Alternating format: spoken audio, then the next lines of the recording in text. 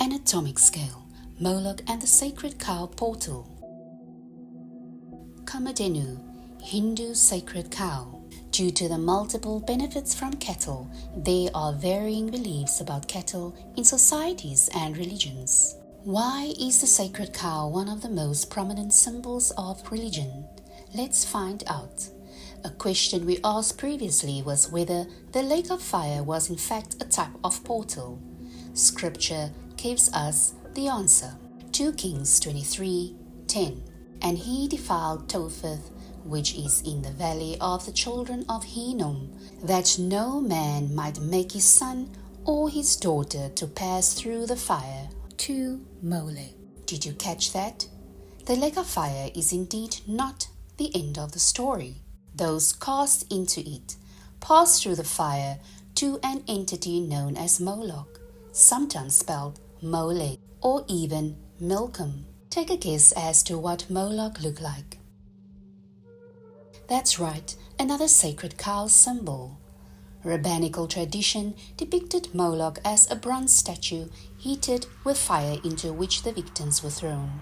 The Phoenician god was identified with Cronus, due to the parallel mytheme of Cronus devouring his children. Now things are becoming obvious. God is trying to tell us something extremely important about all of these so-called sacred cow symbols. I think we better listen.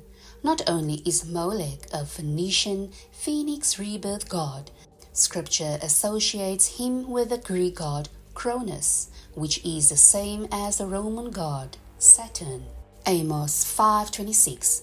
But ye have borne the tabernacle of your Moloch and Chiun your images, the star of your god which ye made to yourself. Acts 7:43. Yea, ye took up the tabernacle of Moloch and the star of your god Remphan, figures which ye made to worship them, and I will carry you away beyond Babylon.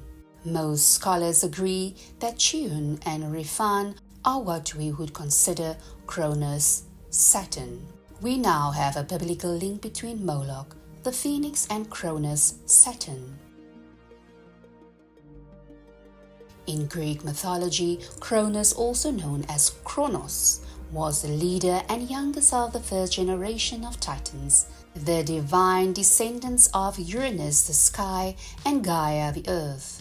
He overthrew his father and ruled during the mythological Golden Age until he was overthrown by his own son Zeus and imprisoned in Tartarus. Cronus was also identified in classical antiquity with the Roman deity Saturn. Note that Cronus was the father of Zeus, who, as we learned earlier, disguised himself as a bull and raped Europa. It is said that Cronus ruled the Golden Age. The period in which Cronus ruled was called the Golden Age, as the people of the time had no need for laws or rules. Everyone did the right thing, and immorality was absent. As you may have noticed, Cronus sounds like Chronos, time, and thus they were often seen as the same being. During antiquity, Cronus was occasionally interpreted as Kronos, the personification of time. There's that time loop can of worms again. Speaking of which, look what else Kronos symbolizes. Kronos is a god with a serpentine shape and 3 heads, those of a man, a bull, and a lion. If we connect this to the tribes of Reuben, man, Judah, lion, Ephraim, ox, and Dan, eagle, serpent, we see that Kronos is a picture of the 4 living creatures.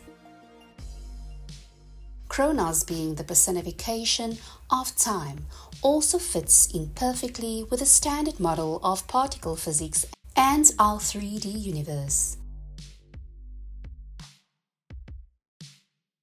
and our 4 nuclear bases. Note that the eagle is associated with Zeus.